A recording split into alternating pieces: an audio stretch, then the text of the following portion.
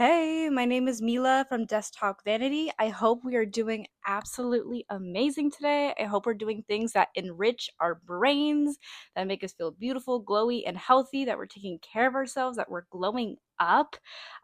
If you are here from the Medium blog or from Instagram, I just want to say, mwah, chef's kiss to you. If you're new here and you got me from YouTube, guys, go ahead, hit the plus, and also hit notifications. So subscribe and hit notifications because you are the first person to be here on my long form podcast episode to Desktop Vanity, where we talk about things that inspire intellectualism, beauty, and self-care. So we'll talk about things all the way from beauty to wellness to technology to society and culture and even economics as well. So we'll also highlight what it means to be a woman in the workplace and just navigating life as it is, being a girl boss, to each our own, basically. Today's episode is going to be absolutely perfect to the point where I actually have notes that are like for the first third, and then I'm just going to go ham. But today we're going to be talking about the science of beauty industry controversy, especially online. We're also going to be doing this through a media studies communications lens. So we're be prepared to talk about sociology and psychology and just a lot about social media and what it does to our brains, and along with also just industry and some marketing stuff sprinkled in to help us understand. I think this is really good, especially of what happened with Elf and that Matt Rife commercial. God, gosh, damn, that was bad. That was so bad. We're also going to take into account Winston's model of technology, and we're going to adapt it to things in the beauty industry. Winston's model of technology refers to how a technological advance comes from an idea to a prototype to being industrialized to then being parodied and then to eventually, guys, becoming, what's the word? Redundant. Oh, so sad. Will beauty products become redundant? No, but we will get bored of them. So that's what will happen with that. But yeah, so that's kind of an interesting thing. We're gonna go ahead and get a little bit deep into it as well. With the span of what social media has done to our brains, basically what happens is that we have a short attention span, not just because of everything that, but because everything is so oversaturated that we're not necessarily bored, we are overstimulated. So basically, everything is becoming too much. And that's maybe why we're buying so much, because we see so much, but we're buying a lot of the same thing in some cases. So we're also now starting to not buy as much. So the lipstick index is just a theory, which it's a theory that when a recession hits, beauty and sales and stuff goes up. That includes non-discretionary spending, things like Starbucks every day and an occasional lipstick or two. But that's just a theory, and it's sometimes wrong. And we're going to start seeing that now, especially through 2025. I'm going to be comfy for a bit. But we can think about it like with Statue as a consumer based product. They disrupt the industry with peel off lip liners and tons of other stuff. I'm wearing Statue right now. Hashtag not sponsored. But then we also think in 2015 with Sol de Janeiro that disrupted the industry because back then body care was usually either just plain lotion with no smell, no fragrance in it, or it was for really high end, supposed to have anti-aging stuff, retinol that not everybody wanted, and that was really expensive. So Sol de Janeiro did a really cool thing where now I consider them really a fragrance brand, but they basically created this new sector of a body care brand. So brands don't always have to reinvent the wheel; they just have to see a gap in the market. Um, but that's base, and there's infinite gaps. They'll be made over time. You don't gotta worry. But honestly, we need to talk about that advertisement. Not gorgeous. Because sadly, since our attention spans are so small and we are so overstimulated, brands feel the need to do more because we're all starting to run out of ideas to give them. Because that's just how our brains are. We're tired, we're stressed all the time, yet we keep scrolling despite it being so overstimulating that we're tuning out within this span of like 3 seconds of every TikTok. So usually, Elf has a routine and is known for doing really comedic, really quirky commercials with very like pop culture famous people. In general, you could already assume a few. You've probably seen a handful as well. This time they took it too far. And if you don't know who Matt Rife is, for some reason he ended up on Netflix. I bet someone at Netflix hated their job, and I bet someone at Elf also hated their job to let this happen. Matt Rife is a supposedly right leaning comic, which usually people do if they're not making it. But of course, they're not going to specify that because for some reason, the majority of his audience is women. Yet within the first like 5 minutes of his first comedy special on Netflix, he made a domestic violence joke. Sorry, trigger warning. But he made like not a really nice joke about a woman who was not having a good home life. Now, as a neurodivergent person, sadly, little tidbit, when I was younger, I had to take social thinking classes. And although we didn't learn about dark humor, we learned about what makes a joke funny. And I understand that from the concept of just everything related to comedy, dark humor is a powerful thing where it's a way to cope from things that are really difficult to talk about for people who are really sad that have gone through so many difficult things. We have all at some point laughed at a dark humor joke. It's just really dependent on the joke.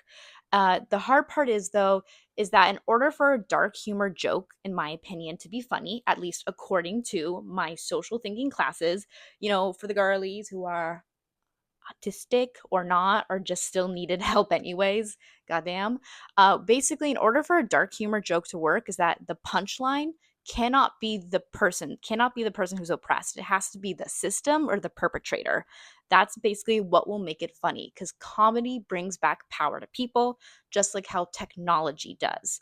And also, comedy is a narrative that can also be used not just to bring back power, but to bring back control, just like technology. And going back to how we're going to be interpreting beauty products and the beauty industry as technology, we're going to be talking about the relation to power and oppression, control or not, or freedom, as we get forward, especially as we talk about it in relation to media studies and how social media affects that. So basically, yeah, not a very gorgeous thing, of course. And let's face it, I kind of, even though I hate him as a person, and I don't like his comedy, I do not like it when people make fun of him for his kind of botched surgery, plastic surgery, and him not admitting it. Because whether you are a man or a woman, if you got work done, I think that's your business, whether to share it or not. And he shouldn't feel pressured to share that he's got work done, even though if it's obvious or not. You don't know if he's just did a lot of mewing, but still, in the end, I think if it was a woman, we would do the same thing and it'd be 10 times worse. But basically, yeah, I don't think it's right for us to make fun of someone for plastic surgery, especially to like trash them for not being honest about it, because it's truly another person's life. Like, they have the opinion and they have the freedom and the right to decide whether they want to keep that undercover or they want to be honest about it. It's not gatekeeping or any way, it's not lying, it's not being ashamed. Sometimes it's just a privacy thing. Okay, that is enough sympathizing. Let's get back into the video. When we think about how things are being oversensitized, how we are getting bored and frustrated and oversensitized, this can be translated and inquired through the trend butter yellow. Yes, a trending popular color that, if you look back maybe 2 years ago, everybody hated, but now the sheets on my bed in the other room are butter yellow, and it sparks joy because things like that are yellow and orange are known for sparking joy, just like how there's a study that supposedly the smell of mangoes makes you happier. I guess so, yeah. But we don't know that for sure, of course, unless there's other studies to confirm that. Um, but yeah, basically, supposedly bright colors like that make us happy. But we've seen so many. So butter yellow is different because it's muted, it's pastel, and it's clean and gorgeous and yet still playful. And it's everywhere on everything. And people love it so much because it's new and exciting, but it's also easy on the eyes and we can enjoy it and look at it longer and not feel overstimulated. Now, could it be an interesting marketing tactic to create content that the whole point is for it to not be overstimulating? That's kind of a gamble for a brand, but I'd be so down if you guys have examples of that to let me know. And I would totally bring it up in the next one. But otherwise, that is something that I feel like is a good example of how we are so overstimulated that something that's going viral is a playful color, but a less stimulating version of it that's not as saturated, if that makes sense. So basically, when our attention spans get smaller, my theory is that it's because our brains are tired and frustrated and overstimulated in a way that technology has given us. And now we're seeing social media trends that otherwise catch our attention, but are so vast and have been used so much that they're becoming redundant and they're hurting our brain. The redundancy is hurting viewers' brains. Think of Get Ready With Me's. They're not a guarantee that you'll pop off unless you've already been doing them for so incredibly long. I haven't. I'm not the most lookiest person in the world. Like, I know I'm gorgeous, but not like TikTok gorgeous, if you know what I mean. Because there's a theory that supposedly TikTok's algorithm favors more traditionally attractive people, but then again, social media can also just reflect society because the algorithm is based off of what people like, share, comment, and relate to and value and also are interested in. So also we could assume that sometimes social media algorithms are just a reflection of society as a whole and how superficial we are. That is an easy interpretation that is valid that some people make. Um, but yeah, but we also think about a ton of other things. And I like to, of course, make jokes about how the beauty industry goes through a PR crisis 3 times a week. It's a very humanistic industry where we are very vulnerable, yet very consumeristic. Like, in the end, some people that I know in real life that work in the beauty industry are like, in the end, it's just makeup. It's not a big deal. You don't have to claw someone's face out for like a new drop. And I'm like, so fair, but also kind of iconic. But basically, we go through a PR crisis 3 times a week. And in that case, I would say that it's strategic, that elf commercial, because that is a strategy. Rage bait is a strategy. However, in this case, people are throwing away their elf makeup. Influencers that worked with elf before are burning bridges. And in this economy, that's like a no bueno situation for an influencer to burn bridges unless they actually can afford to. In this case, we can't assume that all influencers can afford to burn a bridge with elf. Goddamn. Um, but yeah, I'm gonna have to edit through this a little. I would say this strategy would make people say that some consumers are very much so sensitive to certain things when it comes to beauty, just like how people are really sensitive about their hair when they're starting to experience hair loss. However, I think so that it is totally okay and valid to be sensitive about cosmetics and hair and makeup and your appearance, because especially as a woman, sadly, it inherently right off the back reflects your value before you open your mouth, which is very poor. But we also see that for a lot of people, makeup and self expression, it's mental health. It's a way to calm ourselves and to interpret our emotions. Like, girls, when you're sad, do you like to do your own makeup and do eyeshadow looks like you cannot leave the house in? It's a way of interpreting your feelings. It's therapy sometimes. It's not just about overconsumption. Think about also trends like pre shower makeup, where we're playful, trying things new, and expressing ourselves in a way that goes against the mold that we accidentally accepted that was created for us. But pre shower makeup is playful because then we could take it off, no commitment. But that's a really good, I think, honestly, this really playful kind of escapism kind of beauty content is and lifestyle content is also a indicator of a recession, which I will of course talk about in other videos. I actually have a beautiful essay on my Medium blog. It's like a 10-11 minute read. It's called Recession Glamour, and I talk about my theories and my research on what type of beauty trends and also content creation trends done by micro influencers that are indicators of a recession. I recommend checking it out. It's really good. I'll link it in the bottom of this video.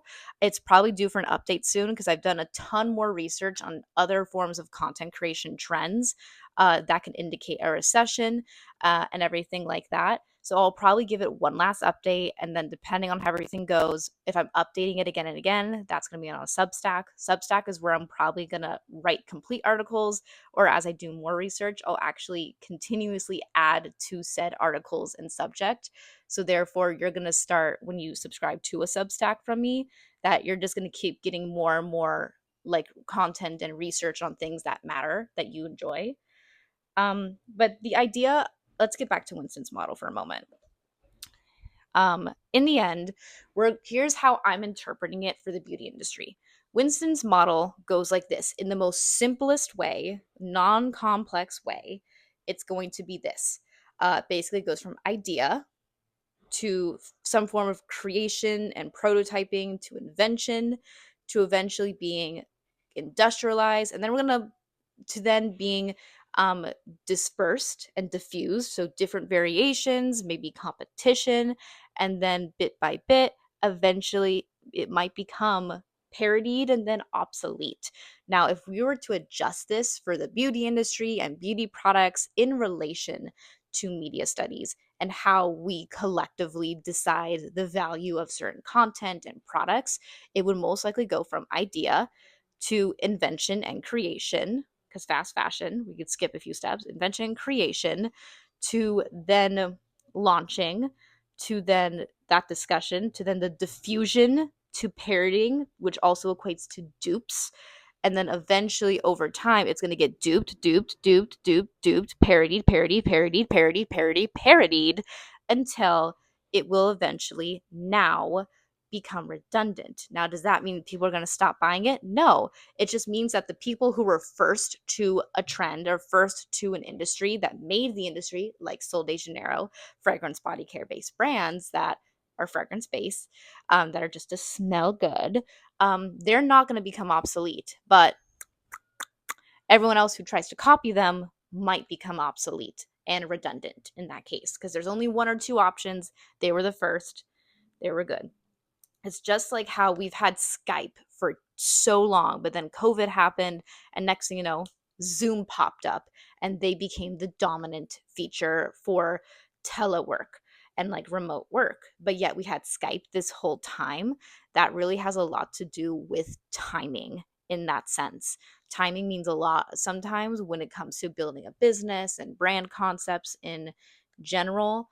But we're going to see this a lot with how the internet goes about that because it's all about the diversity of ideas, and you're going to get people who are going to buy products because they're viral online, because they're going to use them in a video and it's going to make them viral online. It's like when we do things like morning sheds or get ready with me's, we're just showing off the fact that we're in it, that we got it undercover, and that we are buying the things that are visual hooks. If you say like if someone's using that overnight peel off mask or that tape on their mouth or something like that, you're going to stop and like stare for a bit because that's like, ooh, I love that, because psychology.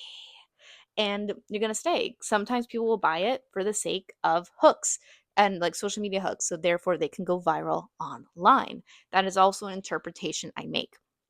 In the end, I also think the reason why the beauty industry is so humanistic and how is in relation to how I think AI has had a slow integration because no one wants a robot to point out someone's flaws.